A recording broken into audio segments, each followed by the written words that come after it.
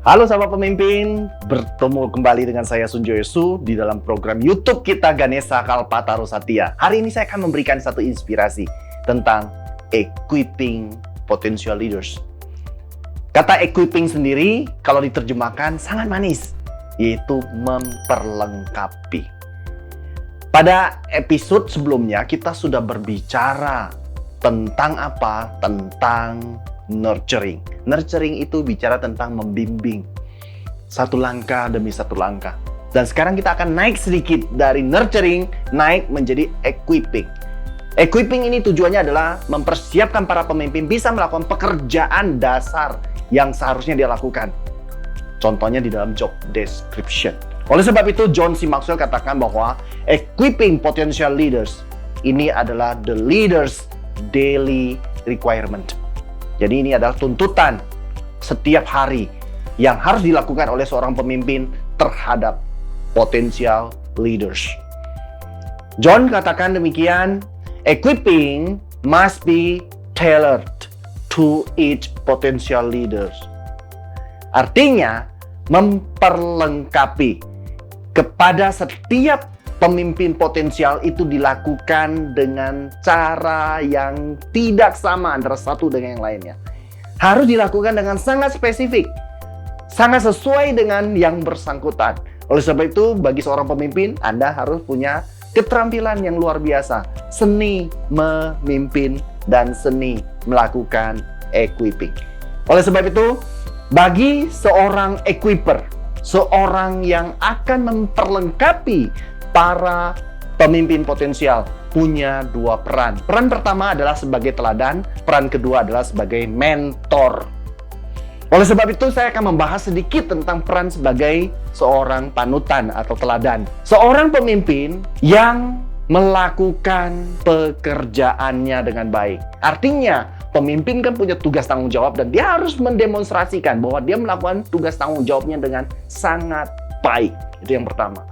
Yang kedua, bicara tentang melakukan hal yang benar. Satu soal kita bicara tentang melakukan pekerjaannya, yang kedua kita melakukan pekerjaan dengan sangat baik, yang ketiga kita bicara tentang melakukan dengan benar. Dan ini penting untuk kita. Dan yang keempat adalah melakukannya dengan cara yang konsisten.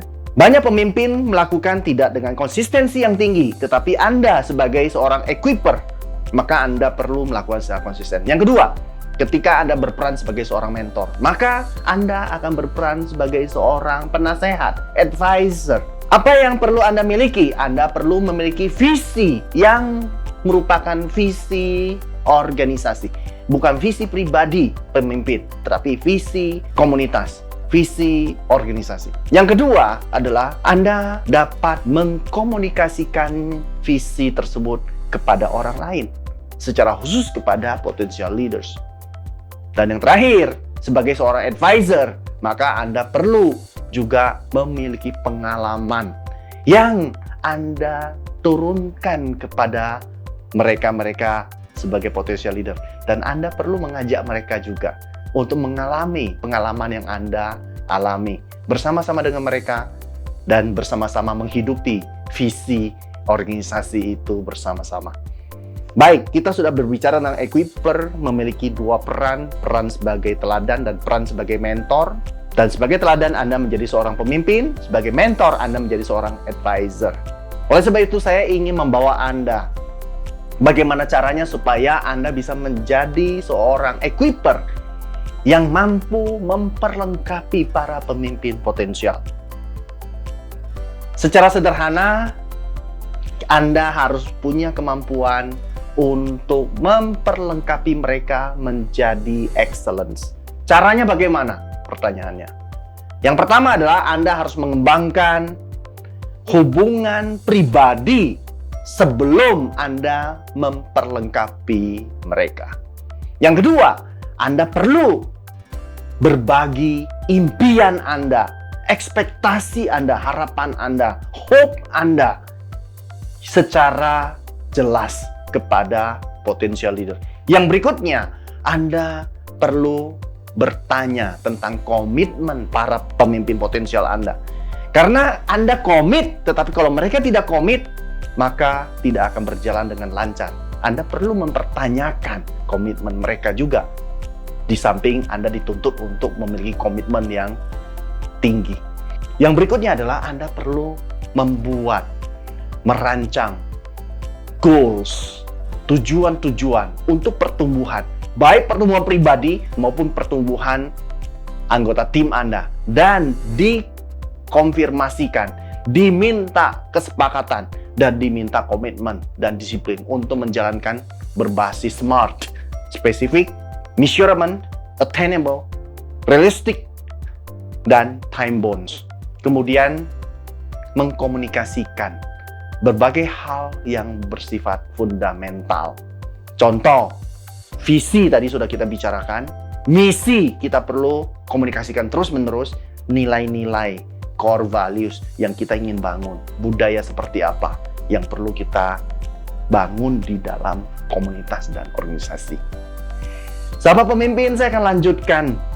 Anda perlu juga melakukan 5 tahap proses untuk memastikan orang-orang Anda yang Anda latih, yang Anda memperlengkapi itu bisa bekerja dan perform dengan baik. Yuk, yang pertama adalah Anda harus menjadi seorang equiper yang I model. Ada 5 M. I model, M yang pertama. I mentor, yang kedua. I monitor, yang ketiga. I motivate, yang keempat. Dan yang kelima, I multiply. Banyak sekali para pemimpin ingin langsung loncat I multiply, tapi dia lupa 4M yang pertama. Model, mentor, monitor, motivate. Baru kita bisa multiply, menghasilkan pemimpin baru. Yang berikutnya, give them the big three. The big three ini sangat penting. Ada 3 hal yang sangat esensial di dalam Anda memperlengkapi para pemimpin potensial. Yang pertama adalah responsibility. Sebagai seorang pemimpin, Anda harus punya responsibility, dan responsibility itu bisa menular kepada para pemimpin potensial. Yang kedua adalah authority. Ketika Anda memiliki authority, please jangan lupa sharing your authority to the potential leaders. Supaya apa? Supaya mereka juga bisa belajar untuk mengambil tanggung jawab, dan mereka juga bisa merasakan mendapatkan satu kapasitas. Mereka diberikan wewenang itu. Yang terakhir yaitu accountability. Ketika Anda berbicara dan sebagainya, harus ada fakta, data, dan bukti. Dan itu semua bicara masalah accountability yang Anda bisa mempertanggungjawabkannya. Demikian juga kepada para pemimpin potensial Anda.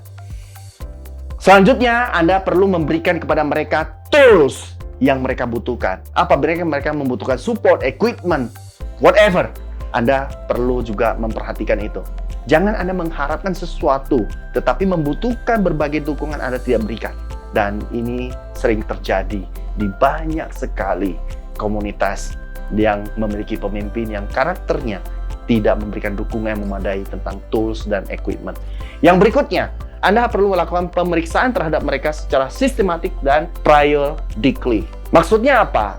Anda perlu tetapkan kapan Anda akan melakukan pengecekan dan kapan Anda dan bagaimana caranya. Anda perlu buat sistem yang baik untuk melakukan pemeriksaan dan audit. Yang terakhir, conduct periodic equipping meeting. Perlu dilakukan pertemuan secara periodik di dalam Anda memperlengkapi para pemimpin potensial. Sebagai penutup, John C. Maxwell keluarkan satu statement yang bagus. Beliau katakan bahwa a person should be spending 80% of his time doing things that require his greatest gifts and abilities. Seorang pribadi seharusnya memberikan waktunya 80% melakukan hal-hal yang menuntut the greatest gifts. Artinya apa? Banyak sekali karunia terbaiknya.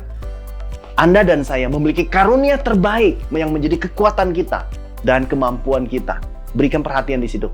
Fokus pada kekuatan kita, supaya kita bisa juga menjadi equiper yang baik bagi para pemimpin potensial kita berdasarkan kapasitas kita. Lalu pertanyaannya, bagaimana kalau kita tidak punya kapasitas itu sementara orang-orang di sekitar kita membutuhkannya? Anda temukan seorang mentor lain, seorang equiper lain yang memiliki kapasitas yang mereka butuhkan.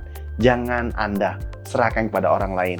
Berbagi kepada orang lain untuk juga bisa berkontribusi di dalam komunitas dan organisasi Anda. Terima kasih Anda sudah bersama dengan kita hari ini dalam program YouTube Ganesha Kalpataru Satya. Dan jangan lupa apabila Anda tidak ingin melewatkan satu video pun di dalam inspirasi ini, subscribe video ini dan channel YouTube kita supaya Anda bisa bertumbuh bersama dengan kami dalam perjalanan kepemimpinan yang lebih baik.